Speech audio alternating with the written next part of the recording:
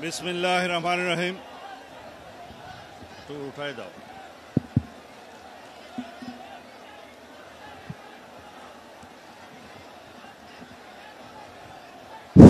बिस्मिल्लाहिर रहमानिर रहीम। আজকের এই তারুণ্যের সমাবেশে প্রিয় সভাপতি, বাংলাদেশের গণতন্ত্রের রক্ষা কবচ, স্বাধীনতা সার্বভৌমত্বের প্রতীক মাননীয় প্রধান অতিথি, বাংলাদেশ জাতীয়তাবাদী দলের মাননীয় ভারপ্রাপ্ত চেয়ারম্যান জনাব তারেক রহমান, মঞ্চে উপবিষ্ট স্থায়ী কমিটির সম্মানিত নেতৃবৃন্দ, আজকের এই সমাবেশে যারা এসেছেন সকল তরুণ ভাই ও বোনেরা, সাংবাদিক বন্ধুগণ, আসসালামু আলাইকুম রহমতুল্লাহ বারাকাতুহু। বক্তব্য রাখবেন আমাদের মাননীয় প্রধান অতিথি। আমি শুধু কয়েকটা কথা বলবো। আমি আজকে তারুণ্যের কথা বলতে এসেছি। বাংলাদেশে তারুণ্যের ভাবনা কি হওয়া উচিত সেটা শুনতে এসেছি। তারুণ্যের রাজনৈতিক অধিকার সারা বাংলাদেশের প্রত্যন্ত অঞ্চলে সমস্ত জায়গায় প্রতিধ্বনিত হোক, এই আহ্বান জানাতে এসেছি। আমরা এমন একটি রাষ্ট্র বিনির্মাণ করতে চাই, গণ অভ্যুত্থান পরবর্তীতে এদেশের শহীদের রক্তের আকাঙ্ক্ষা অনুযায়ী, জনগণের প্রত্যাশা অনুযায়ী তারুণ্য নির্ভর বাংলাদেশের একটি এমন স্বাধীন, সার্বভৌম, কার্যকর গণতান্ত্রিক রাষ্ট্র বিনির্মাণ করতে চাই। সেই রাষ্ট্রে এই তরুণরাই হবে মূল চালিকা শক্তি। আমরা ফ্যাসিবাদ বিরোধী জাতীয় ঐক্য যেটা সৃষ্টি হয়েছিল, সেই জাতীয় ঐক্যে ফাটল ধরানোর চেষ্টা লক্ষ্য করছি। অত্যন্ত সুকৌশলে গণতান্ত্রিক শক্তিগুলোর মধ্যে বিভেদ সৃষ্টির পায়তারা চলছে। আমরা বলতে বসছি ফ্যাসিস্ট আওয়ামী লীগের অত্যাচারের কথা, নির্যাতনের কথা। আমরা বলতে বসছি এই ফ্যাসিবাদী আমলের লুটপাট দুর্নীতির কথা, গুম খুন অপহরণের কথা। আমরা রক্ত দিয়েছি, এদেশের মানুষ রক্ত দিয়েছে গণতান্ত্রিক অধিকার প্রতিষ্ঠার জন্য। এদেশের মানুষ রক্ত দিয়েছে আইনের শাসন জারি করার জন্য। আমরা রক্ত দিয়ে সংগ্রাম করেছি আদালতের রায়ের সুষ্ঠু বাস্তবায়ন করার জন্য। আমরা দেখতে পাচ্ছি আজকে আইনের শাসন হুমকির মুখে নেগেন। আমরা দেখতে পাচ্ছি আদালতের রায় কার্যকর করা হয় না।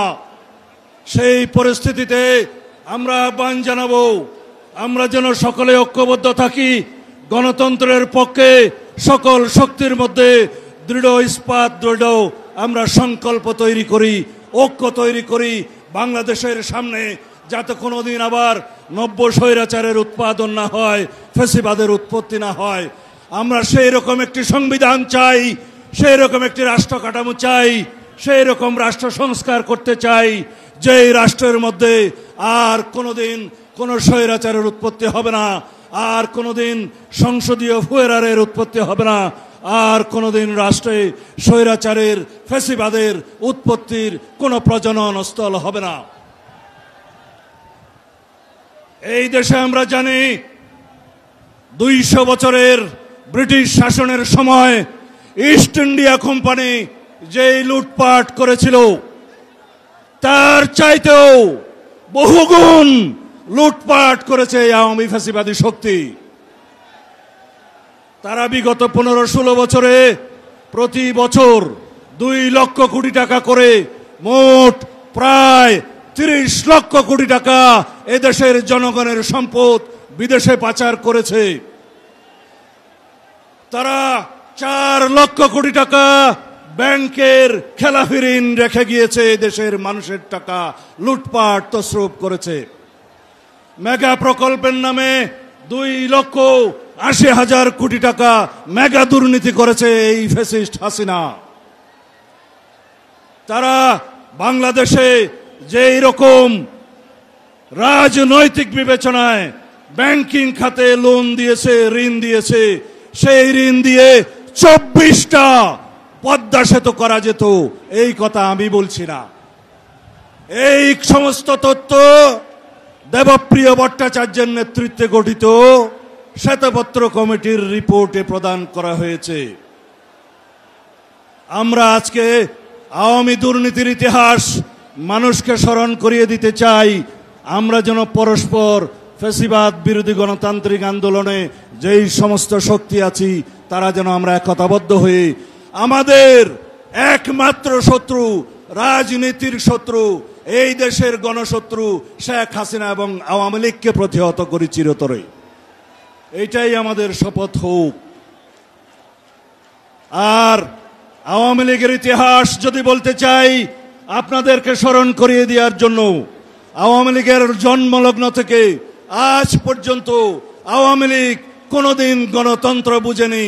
গণতন্ত্র তারা বিলুপ্ত করেছে, স্বৈরতন্ত্রের তারা প্রতিষ্ঠা করেছে, তারা বাংলাদেশের হত্যা যজ্ঞের রাজনীতি করেছে, কখনো রক্ষী বাহিনীর মাধ্যমে, কখন রাষ্ট্রীয় সন্ত্রাসের মাধ্যমে, কখনো ছাত্রলীগ যুবলীগের মাধ্যমে।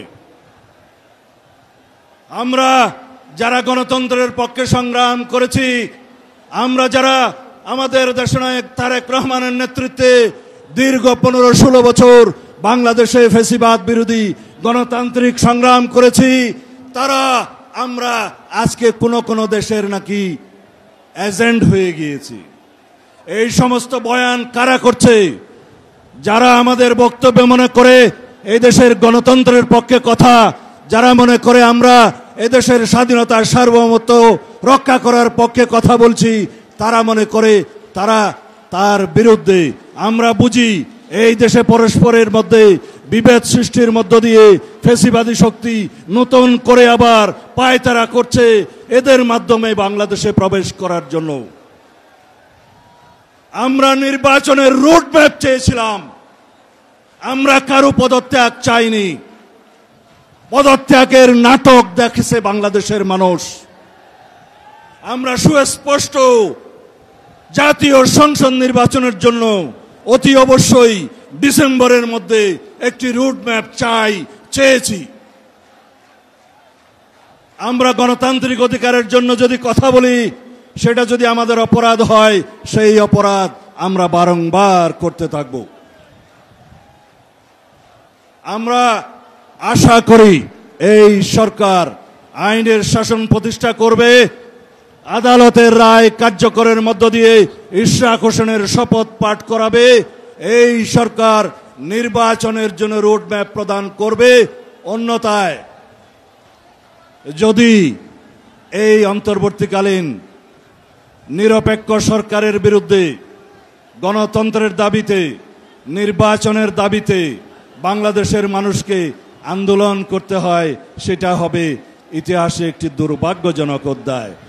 আমি আর বেশি বক্তব্য দেব না, সবাইকে আহ্বান জানাচ্ছি আমরা গণতন্ত্রের পক্ষে ফ্যাসিবাদের বিরুদ্ধে যে জাতীয় ঐক্য গড়ে তুলেছি সেই ঐক্যকে শক্তিতে পরিণত করি। আমরা আমাদের একমাত্র দাবি হোক সবার আগে বাংলাদেশ। আমরা এই তারুণ্যের শক্তি দিয়ে বাংলাদেশকে সেই জায়গায় নিয়ে যাব, শান্তি, প্রগতি, সমৃদ্ধি এবং একটি সমৃদ্ধশালী দেশ হিসেবে আমরা এগিয়ে নিয়ে যাব ইনশাআল্লাহ। আমাদের নেতা জনাব তারেক রহমানের নেতৃত্বে আগামী দিনের বাংলাদেশের গণতান্ত্রিক যাত্রায় আমাদের সকলের সম্মুখভাবে থাকবেন, এই প্রত্যাশা ব্যক্ত করে আমি বিদায় নিচ্ছি। খোদা হাফেজ। বাংলাদেশ জিন্দাবাদ। বাংলাদেশ জাতীয়তাবাদী দল জিন্দাবাদ। বাংলাদেশ জাতীয়তাবাদী দল, ছাত্রদল, যুবদল, স্বেচ্ছাসেবক দল জিন্দাবাদ। খোদা হাফেজ।